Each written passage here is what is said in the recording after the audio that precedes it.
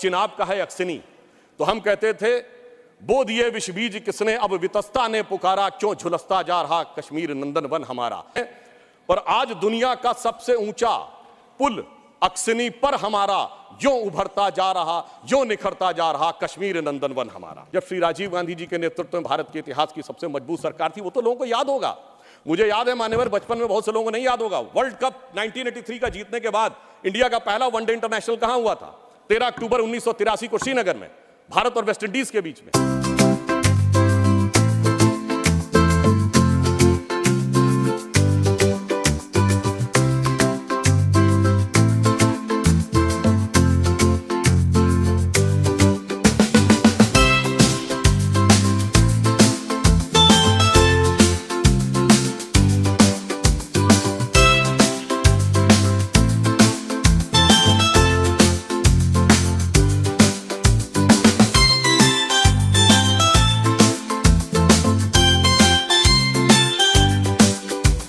चिनाब का है अक्सनी, तो हम कहते थे बोध ये विष बीज किसने, अब वितस्ता ने पुकारा, क्यों झुलसता जा रहा कश्मीर नंदन वन हमारा। आज मोदी जी की सरकार आने के बाद हम कह सकते हैं, पर आज दुनिया का सबसे ऊंचा पुल अक्सनी पर हमारा जो उभरता जा रहा, जो निखरता जा रहा कश्मीर नंदन वन हमारा। अब मैं एक और भी बात यह कहना चाहता हूं कि 21 हाइड्रो पावर प्रोजेक्ट्स भी चल रहे हैं। G20 जिस शानदार तरीके से हुआ वो हम सब ने देखा, परंतु यहां मैं एक बात कहना चाहूंगा कि यह विषय इतना आसान नहीं था जितना समझा जाता है। जिस समय आतंकवाद शुरू हुआ था, जस्टिस नीलकंठ गंजू की हत्या उस समय हुई जब श्री राजीव गांधी जी के नेतृत्व में भारत के इतिहास की सबसे मजबूत सरकार थी, वो तो लोगों को याद होगा। मुझे याद है मान्यवर, बचपन में बहुत से लोगों को नहीं याद होगा, वर्ल्ड कप 1983 का जीतने के बाद इंडिया का पहला वनडे इंटरनेशनल कहां हुआ था?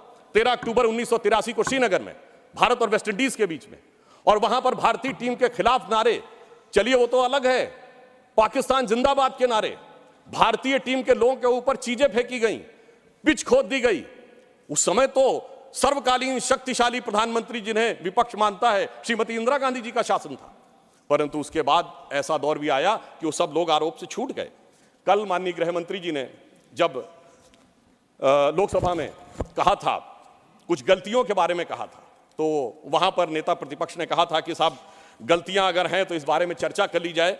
तो मैं सिर्फ ये बताना चाहता हूं कि अगर गलतियों की बात होगी तो बहुत सी ऐसी गलतियां हैं जिन्हें विशेष रूप से ध्यान रखने की आज आवश्यकता है।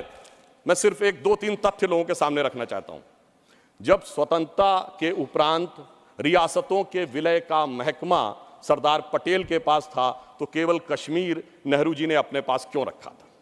नंबर 2, 1946 में महाराजा हरि सिंह जी के विरुद्ध विद्रोह के आरोप में जब शेख अब्दुल्ला जेल में बंद थे, तो पंडित नेहरू स्वयं उनको छुड़ाने के लिए कश्मीर गए और वो भी गिरफ्तार हो गए।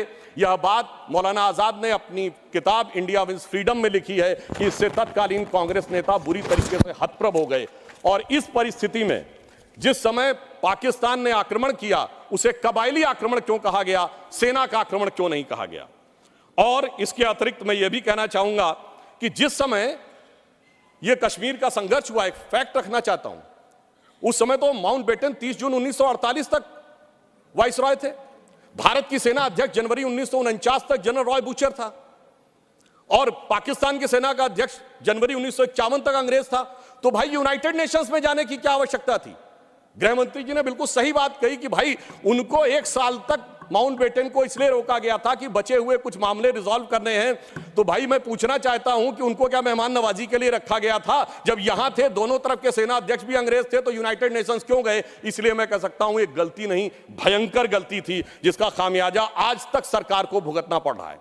और फिर इतना ही नहीं, करेस्पॉन्डेंट ऑफ सरदार पटेल से बहुत स्पष्ट है कि वहां लिखा जा रहा था कि residual powers will be vested in the interim government of Jammu and Kashmir, जिसको सरदार पटेल के इंसिस्टेंस के ऊपर यूनियन गवर्नमेंट कर दिया गया। अगर रेजिडुअल पावर्स उनके पास वेस्टेड होती तो आप समझ सकते हैं कि आज कितनी बड़ी चुनौती का सामना करना पड़ता। और ये correspondence of Sardar Patel 1945 to 50 के खंड 1 में जो वी शंकर उनके सेक्रेटरी थे, उन्होंने इस बात को लिखा है। अब मैं एक बात और ध्यान देना चाहता हूं कि प्रथम लोकसभा में कश्मीरी पुनर्वास के कैबिनेट मंत्री अजीत प्रसाद जैन जी ने अपनी किताब कश्मीर व्हाट रियली हैपेंड में लिखा है कि the draft was approved by Sheikh and his colleagues and then passed by the Congress party. ये मैं नहीं कह रहा हूं, उनकी सरकार के कैबिनेट मिनिस्टर कह रहे थे। और इसमें अंत में एक और व्यक्ति का उद्धृत करना चाहता हूं जो भारत के मुख्य न्यायाधीश रहे, जस्टिस मेहरचंद महाजन, जो कि उस समय कश्मीर रियासत के प्रधानमंत्री थे। उन्होंने आकर कहा कि 24 अक्टूबर 1947 को वो पत्र लेकर आ गए थे, परंतु उसके बावजूद 2 दिन तक सिर्फ इसलिए मामला अटका रहा। ये मैं नहीं कह रहा हूं, जस्टिस महाजन ने अपनी किताब लुकिंग बैक में लिखा है, चूंकि नेहरू जी की यह शर्त थी कि शेख अब्दुल्ला का पहले स्थान तय हो जाए नई सत्ता में, इसके उपरांत ही कश्मीर के विलय का प्रस्ताव होगा। वो सारी बातें आपको पता होगी कि जब उस समय उन्होंने कहा था कि हम जाकर कराची चले जाएंगे यदि हिंदुओं की रक्षा की गारंटी श्रीनगर में फंसे हुए लोगों के लिए जाए। इसलिए मैं कहना चाहता हूं, इसके लिए एक दिन नहीं, एक सत्र भी कमजोर पड़ जाएगा। और आज अगर आप देखें कि अंतर देखिए, एक उधर का कश्मीर और एक इधर का कश्मीर। एक इधर का कश्मीर है जहां पर